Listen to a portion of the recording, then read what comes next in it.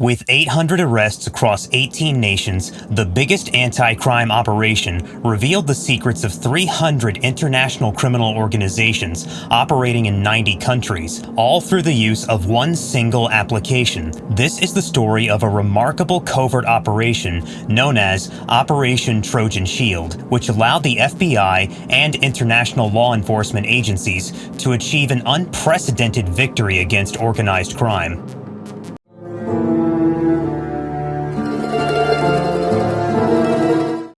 Phantom Secure, made to help the cartel.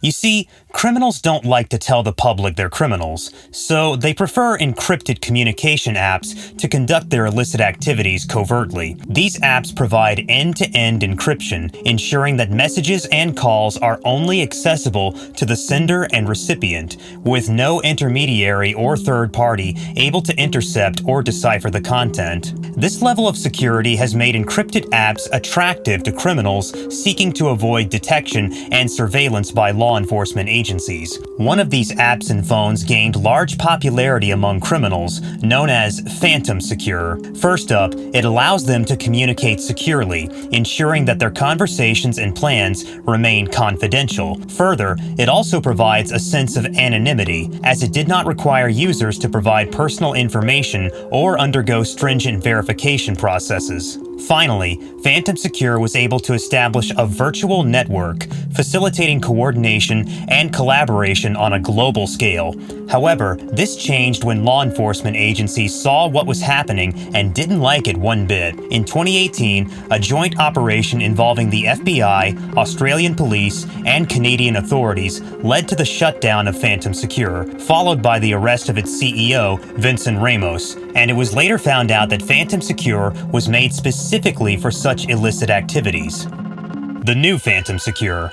Where would criminals go for encrypted message services now that Phantom Secure was gone? The takedown created a void in the criminal underworld, leaving criminals searching for alternative secure communication channels. This presented the FBI with a unique opportunity to gain the upper hand in the ongoing battle against organized crime. Leveraging their knowledge of criminals' reliance on encrypted apps, the FBI devised a covert plan to infiltrate criminal networks and expose their activities.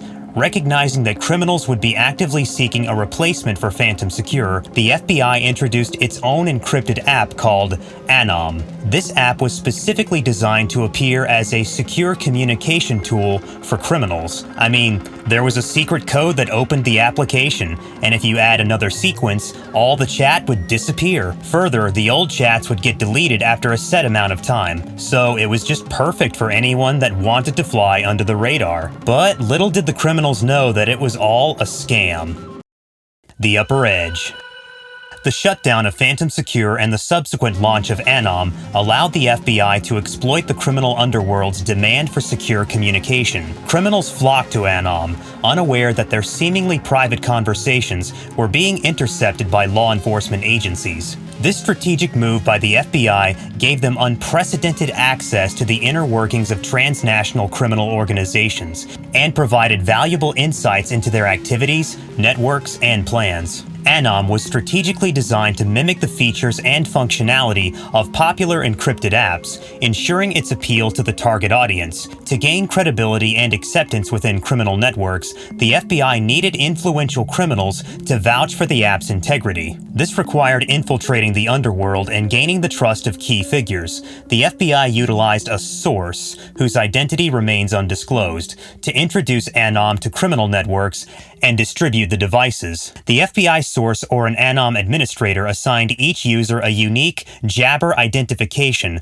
or JID, a form of user identification, or PIN. This setup ensured the accountability of users and facilitated tracking and monitoring by law enforcement. The beta testing. Criminals were unaware that these JIDs and associated screen names were being logged by the FBI, providing vital intelligence for investigations. To bolster the app's reputation, the FBI conducted a strategic beta test phase primarily in Australia. High-profile criminals vouched for Anom's security and reliability, which quickly gained the attention and endorsement of others. As the word spread within the criminal community about the app's supposed safety and effectiveness, its popularity soared. Criminals who had previously relied on now-defunct encrypted messaging channels, such as EncroChat and Sky Global, began using Anom as their preferred method of communication. The FBI's strategic approach ensured that criminal influencers unknowingly became catalysts in the widespread adoption of Anom. By endorsing the app, they inadvertently handed law enforcement a powerful tool to monitor their activities and gather incriminating evidence. This covert cooperation between criminals and law enforcement effectively handcuffed offenders, as their open communication on Anom became a surveillance goldmine for authorities. The successful beta testing phase and endorsement by influential criminals showcased the FBI's ability to exploit existing criminal networks and use their own dynamics against them. By leveraging their trust and credibility, the FBI effectively infiltrated criminal networks and gained unprecedented access to their conversations, plans, and operations. Now that's a deal that benefits the FBI on both ends. Speaking of deals,